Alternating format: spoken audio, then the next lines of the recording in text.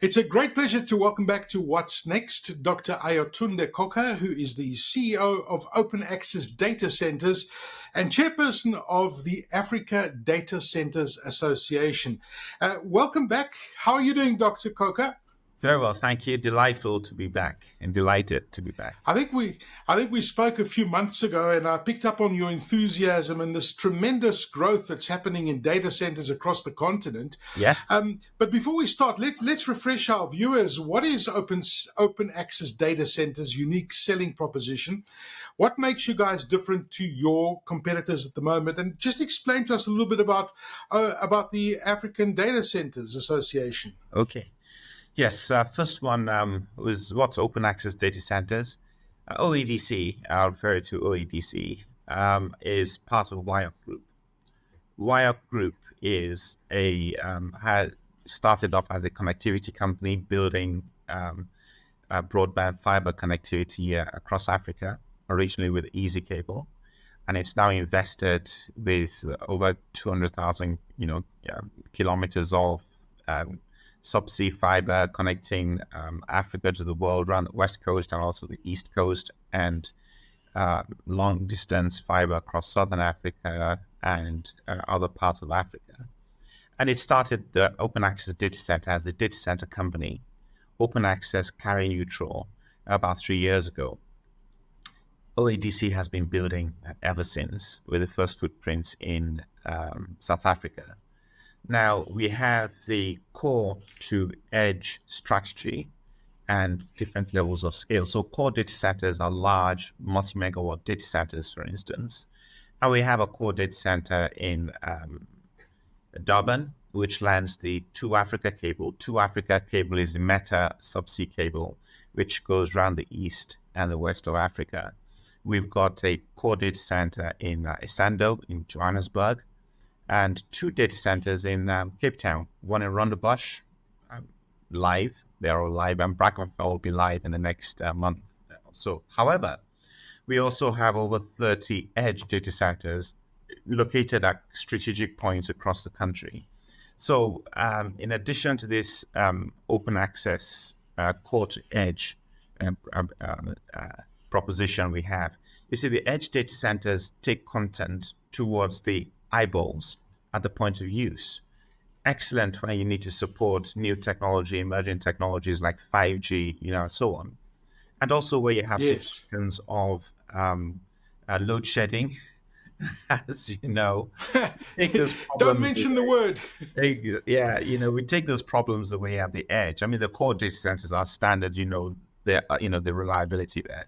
But at the core, we have our clients who need to get to the eyeballs can ride on our comprehensive long-distance, national long-distance networks across South Africa and deliver to the edge at our edge data centers. And we aggregate ISPs, content, and small SMEs, so on at the edge that makes it cost-effective to run their businesses and reach the local customers. Now, we also have this what we call the converged open digital infrastructure value proposition that combines WIOC's open hyperscale networks, which is open access in itself, with open access data centers. And this allows us to optimize the delivery of content to the edge. What's the general benefit? It also takes away the ownership of infrastructure as the differentiator.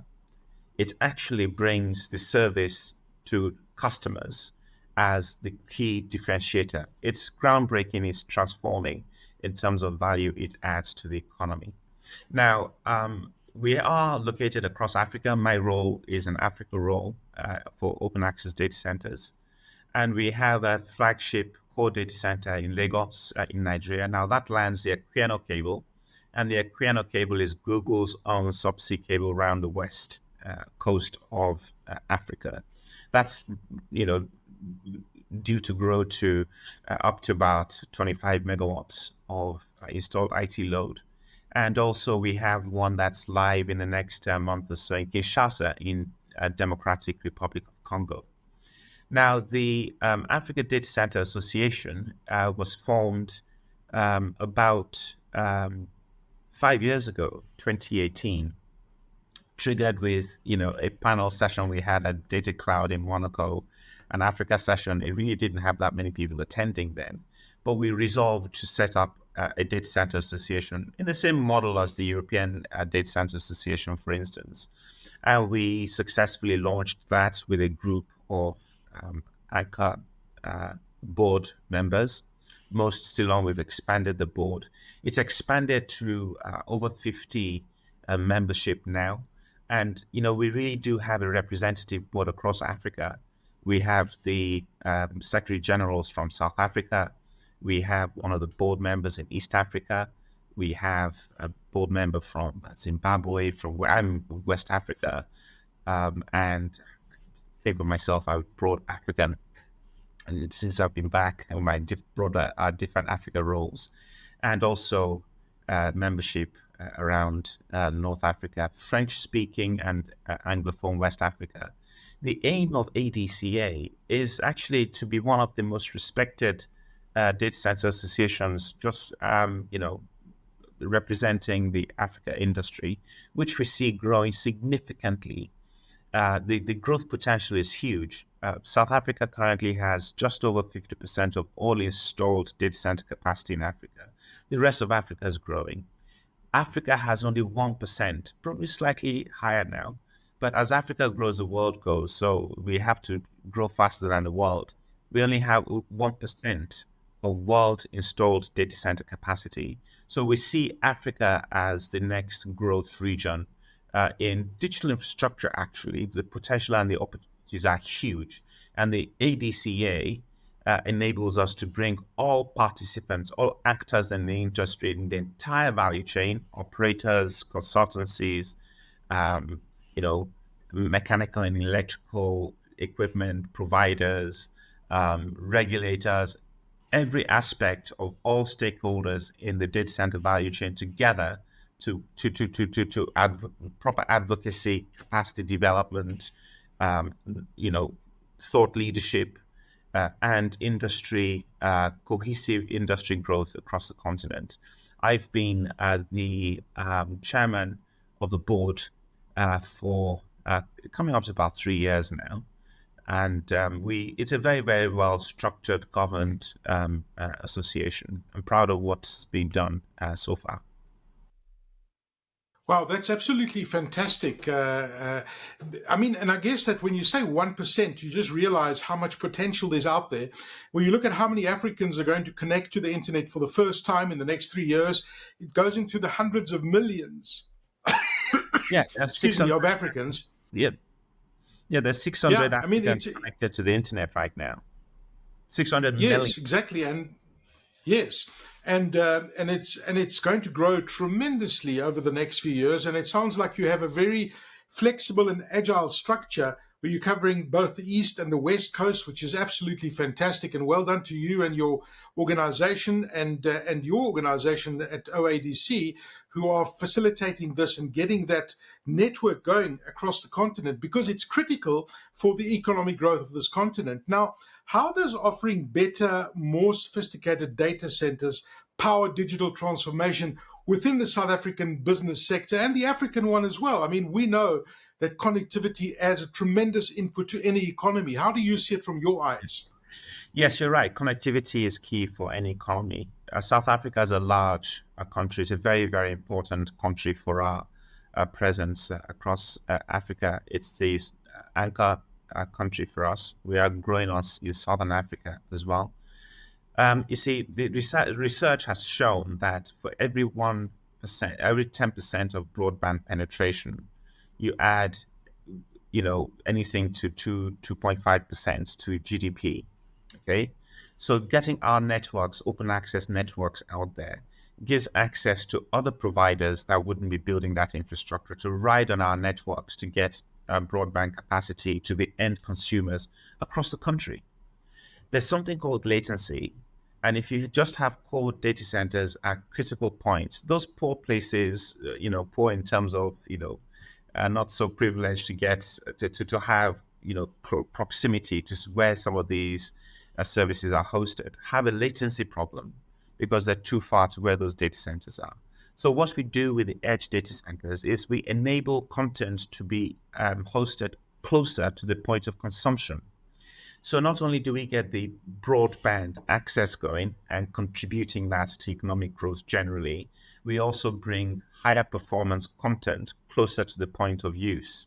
Imagine the impact on local prosperity in different parts of the country. Now, getting broadband access is one thing. Getting broadband, you know, uh, use adoption is another. But key, I mean, you've got to get the broadband capability there, so get the penetration right, and then you drive the adoption. And if the experience is right, you get the adoption goes up significantly. It drops naturally it drops the price of delivering these services to businesses, to medium-sized businesses, to individuals, and to families across the country. It's very powerful and it's transformative, as we've seen in economies globally. And to scale it up to the way you're talking about, I think is actually quite fascinating, and it's very exciting when you look at the prospectus and you look at the future and what the impact will be on the continent. It's amazing, especially what you've seen already. What cloud infrastructure, what edge computing has done to local businesses. It's phenomenal. Now, in your view, how do independent internet exchange points deliver superior client benefits? Well, Internet Exchange Points, or IXs as they tend to be referred to, help you localize content and make it a lot more efficient for content to be shared. It's called pairing. So you pair from one to the other. So because content is not delivered, all content is not delivered just by one provider. It's an interconnection and pairing, complex pairing infrastructure and architecture that enables all of this content to get optimized. If they weren't there, content would have to trip around to long distances to wherever the IX is and come back again. In the old days, before we started to really establish IXs in Africa, that means tripping off to Europe or to the US. Imagine doing all of that. And the performance just wasn't there, and very expensive, because you'd be spending the cost of transit, network costs, to go all that way only to consume content that's next door at very, very poor performance. So IXs that have been emerging across the country have been making efficiencies, content efficiencies significantly higher. You've got the NAP Africa, that's it's the Taraco IX. You've got the Joburg IX, Cape Town. You have IXs strategically located. Now, what we do is, with our core to edge strategy, we're then able to raise the efficiencies further of other critical IX locations where they better aggregate content, keeping much more. Now, what happens is you don't just keep content in the country, you also keep content in the locale, and not just long distance locales where you have the IXs. You're able to keep content to the point of even closer locales to the point of use. It transforms the efficiency of IXs. And when you talked about what our unique selling point is, that hits the unique selling point bang on, because for enterprises, banks, insurance companies, manufacturing companies, the media, and so on, it enables us something like this, for instance, being delivered and managed at very high value, excellent price points, right? Businesses and communities don't have to think about building their own. As I've said, we change the narrative, we transform, it's transformative from building your own infrastructure to focusing on what's right for your business. And that's putting your capital at the front end of the business, where it drives competitiveness, and you're able to scale and deliver better products and services to consumers. And we worry about the data center infrastructure, connectivity stuff, and all of those things, and the IXCs, and so on. By bringing this national fabric together and optimizing the architecture around data centers, edge core data centers, edge data centers, connectivity, IXs, better at the point of use at the right price points. That's impressive. That's very impressive. Could you by any chance expand on how this convergence that you talk about of these internet exchange points and data centers can ignite that business transformation in South Africa? Because I guess that by having that scaled like that, and you have that kind of speed and the immediacy and the stuff all on the edge, it just makes access to that data and that information a lot faster, doesn't it? It does. So imagine a scenario where we have a data center and we have enterprises and cloud companies and ISPs. We build carrier neutral open access data centers, vibrant ecosystems of peering and interconnection and so on. Okay. Now we've got the open access wholesale connectivity capability in OADC sister company, the wire connectivity business. Now, it's we don't go into the enterprise space with our connectivity. We actually enable our partner carriers and ISPs and so on to do that. But what we do is we give them underlying infrastructure to ride on and hook up into our data centers or interconnect to a whole range of the edge data centers I talked about. So that in itself is a very, very unique selling point. In Africa, we're the only company that actually provides that open connectivity, open carrier neutral DCs, right, with distributed IX capability in this converged open digital infrastructure. That's why we call it the converged open digital infrastructure. So I've talked about the economic impact of getting broadband access to the point of use and doing our bit with respect to how you get, the adoption of broadband and the better performance at the point of use. The overall economic impact is significant because it then helps you unlock and unleash that potential 1.5 to 2.5% addition to GDP that the global studies have shown as the potential for digital infrastructure and broadband penetration. Wow. Now, look, we know that the economic benefits are massive, right? And the really big businesses have adopted the cloud and they've adopted this data center infrastructure. They're utilizing it, but I guess that we still have some catch up to do with small, medium-sized businesses. But just generally, South African businesses and leaders embracing digital transformation. Why must they do this? And I guess to stay competitive because the rest of the world's doing it. But there are lots of other use cases in businesses, and we talk about digital transformation and embracing this in their businesses, expanding from using simple connectivity to embracing end-to-end digital connectivity, because that's where the globe is going, right? That really opens up new opportunities, and I must say, unlocks tremendous value in organizations. Yes, you can think of a pyramid hierarchy of how this infrastructure underpins everything. So you have the data center infrastructure, you have the power underpinning the data center and the connectivity, and then you have access to cloud services, and so on, and to the level of business transformation. More and more services are moving to cloud. As the cloud services become available, the global ones become available increasingly locally in South Africa. Now, businesses that do not adopt technology, if you build a data center, just imagine this: you're bound to go obsolete very, very quickly. I know what it takes to build a data center as a CIO before you could have co-located data centers. It's a huge sink of capital. It distracts you to build it. It's a distraction to run it because you're not expert in running data centers, right? Then you get to the point where you have to refresh.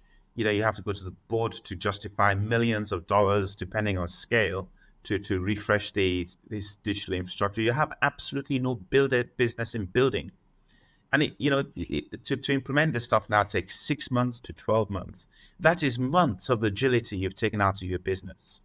Now, the way the world is going and the sophistication of information of technology as cloud, we've now got AI coming. You've got other aspects of content that have to be quickly interwoven to deliver a whole range of complex propositions to the customers, to the end consumers. If you co-locate, is the first thing. Adopting cloud is the second thing. It brings agility to the business, and ability and speed to pivot. And if you need to grow your own Yes. scale of your own equipment, you just do that. It takes lead time out of it. If you need to leverage cloud, we have this hybrid of own equipment and cloud right now. And you're now starting to have interconnectivity, sophisticated interconnectivity that you need to underpin AI. AI has been with us for some time, and it will continue to be woven into innovation and service propositions that are given to the end consumer by co-locating, leveraging open digital infrastructure. CEOs and executives are able to absolutely totally focus on digital innovation, digital transformation at the point of use, and how to weave that into new value propositions that keep them competitive. If you don't do that, you lose agility to market, you lose competitiveness. And the world is going through to straight through processing. It's been happening for the last 30 years, but it just gets more and more sophisticated. You've got your phone, you've got different touch points to the consumer. They need to be integrated. They need to have all of their own experiences, right? And everything you touch has to be straight through processed right through to the back end, interconnected to other sources of functionality in the business or content, stuff like that, brought back together straight out through to the consumer. And without mostly anyone touching, people say, okay, what does this have to do? Impact on jobs, and so on. It creates new jobs. It creates capacity. It creates different possibilities for delivering service propositions to consumers. And, you have vibrant economies that are created out of that. Companies that build their own infrastructure, I'm afraid, will typically be left behind with a total lack of agility and a lack of ability for digital innovation, digital transformation, new business models, and creating new shareholder values that, routes to shareholder value that continue to emerge so quickly. It seems like as we develop in time, the speed of these possibilities continue to increase. So you need that agility in the business and innovation at the front end, and let people like OADC, Wire Connectivity, or Wire Group deal with the core infrastructures that enable businesses. So you mentioned pivot, and I think pivot is such an important word, right? Because it's almost, for me, represents going ahead of the rest. Would you say that Africa has the opportunity to leapfrog the rest of the world by embracing this latest digital infrastructure that you've been talking about? If so, why do you believe this? Yeah. Okay. So I do think so. Yes. If you look at broadband penetration continues to increase. It's been doing so significantly over the last 2 years, 3 years or so. The availability of undersea cables connecting Africa to the world increases. If you look at the Aquino cable on the west coast and to Africa, between them, they're probably over about 10 times existing subsea capacity, and same thing going on the east coast. So what you'll find is going to happen is the need to drive the build of data centers at critical points of consumption. That's why we are building in multiple countries across Africa. The footprint I talked about now is the first sort of stage of that. And you will continue to see this increase in digital infrastructure happening in Africa. What's the potential? The whole of Africa, 1.3 going to 1.4 billion people, have only about 50% of data center infrastructure that's in Amsterdam, 30% so of what's in London, not the UK, in London, right? It just shows the difference. There's something else happening in Europe right now. And I sort of been given this hypothesis of what will happen. Artificial intelligence compute is emerging very, very rapidly indeed. But, the capacity to build data centers is reducing in Europe and in the US because they're not getting planning permissions. The need to provide capacity for new workloads is occurring very, very quickly. Access to power is an issue. But for us in Africa, power is an innovation. If you combine utility with self-generated independent power plants, and so on, make sure you get access to gas and other generating and hydro and stuff like that across the point. You just have to find the power where you can, okay, and innovate with delivering that. So the availability to power is being reduced significantly in Europe. What happens? We are building out, there are lots of data center companies emerging across Africa, bringing in capacity. And that workload is, as the higher quality hyperscale capacity becomes available, the ones in South Africa are being built up and used up. You have other locations, Lagos, Nairobi, closer to those locations that will grow. So there will be a better distribution of data center capacity. And you have the mid-sized countries that will emerge of other data center locations of the high and right quality scale to bring this workload. At least Africa workload will come back from Europe to Africa. That's one thing. Now, Africa has shown a track record of leapfrogging in certain ways. The banking industry showed how it could leapfrog the world in sophistication of new banking platforms, mobile apps. Mobile apps were very pervasive across Africa, way beyond when I was in banking, Pan-Africa banking with Access Bank. We were able to innovate very, very rapidly, way ahead of what I'd experienced with other banks I've worked with in Europe before I came back to Africa. I think with underpinning digital infrastructure, we will get the opportunity to leapfrog and Africa also has a fantastic global geophysical location. It's in the same time zone pretty much as Europe, in between what's happening in Asia and in the US. Therefore, we're able to plug into a global infrastructure ecosystem that gives us a more efficient point of delivering core infrastructure, either to the east, around the eastern side of South Africa, around what we see in Nairobi and Mombasa in the east of Africa, through to Ethiopia as well, or around the anchor West Africa, around that sort of Nigeria, local Lagos area, interconnecting to other locations in Portugal, Spain, England, London, Marseille, and so on. So we'll plug into global infrastructure ecosystem, and we deserve a significant growth in our digital data center infrastructure to enable us to add the layered services that will enable us to just generally leapfrog, as you said, other countries.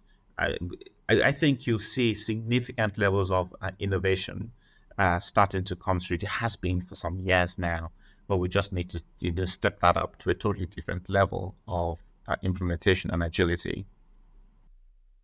It's very exciting. Really, I can hear the passion in your voice, and you just look at this redundancy that we've got and how many cables have come in. You mentioned the Equania one, you mentioned the Meta one. I mean, these are massive plugins to our existing undersea cable network that we have, and certainly from your organization at OADC, you guys are expanding. I can't keep up with the changes every month that I'm reading about.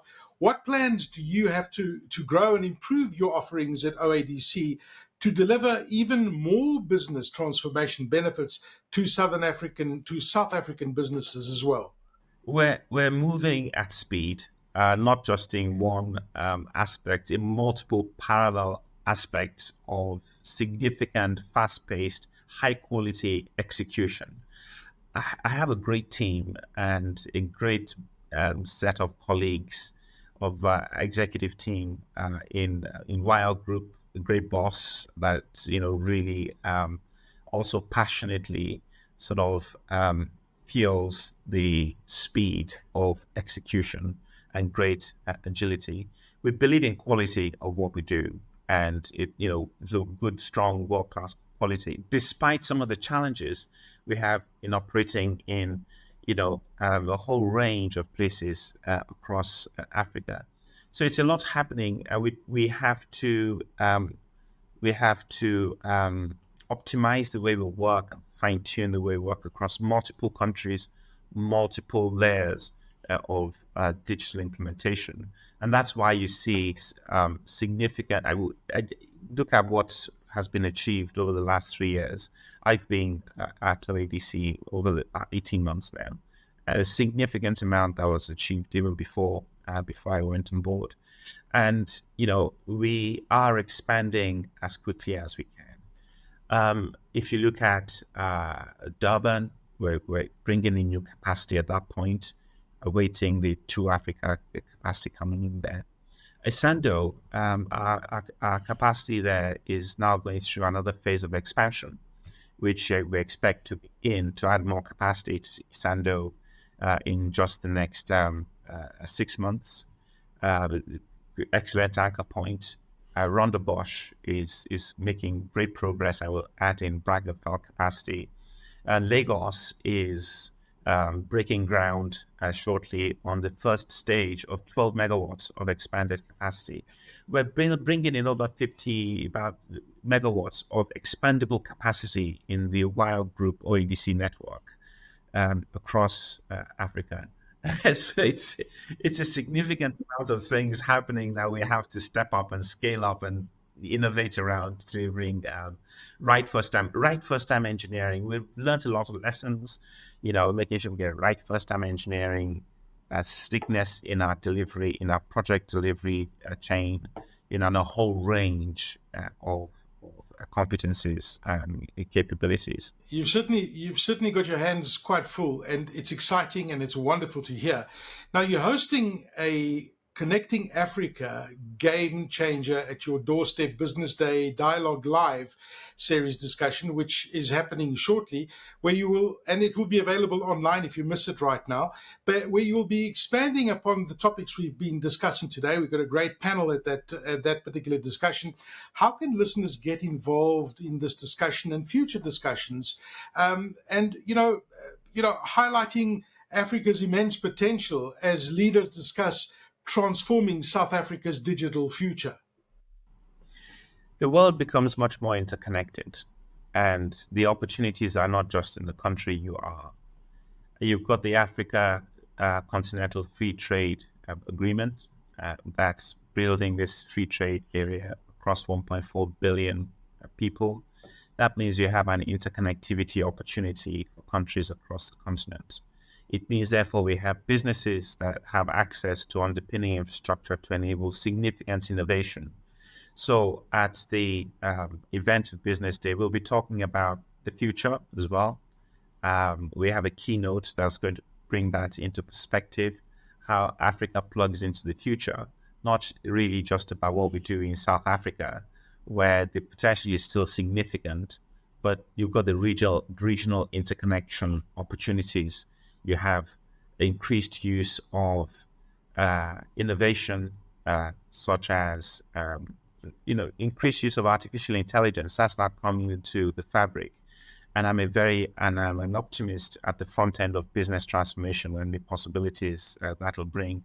So we'll talk a lot about enterprise transformation.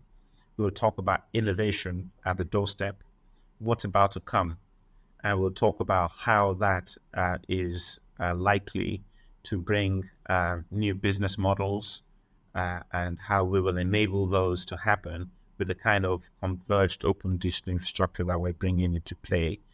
In South Africa, we're quite well installed in South Africa, and we're extending that progressively to other locations. So I'm very much looking forward to it. It's a really vibrant discussion and interaction. Yeah. On the possibilities, and I'm also looking forward to learning one or two things from a few things actually from a few of the panelists that we have. Great panels, list of panelists. Oh, fantastic. Dr. Ayotunde Coker, it's always such a pleasure chatting to you, and you leave me always feeling inspired, because this is where the future is. We are paving the way for the future. We kind of take it for granted, this incredible task that you have on your hands, that you are providing this connectivity and changing people's lives, changing countries' economic outlooks. It's a massive task, but it's such a privilege to be working in this space, and it's inspirational hearing what you and your organization are doing. So, Dr. Ayotunde Coker, CEO of Open Access Data Centers, OADC, and the chairperson of the Africa Data Centers Association, thank you so much for joining us for this episode of What's Next, and look forward to the panel discussion and the dialogue. And if you missed that dialogue, it will be available online as well. Thank you for joining us, Dr. Coker. Thank you very much. It's been a pleasure once again speaking with you.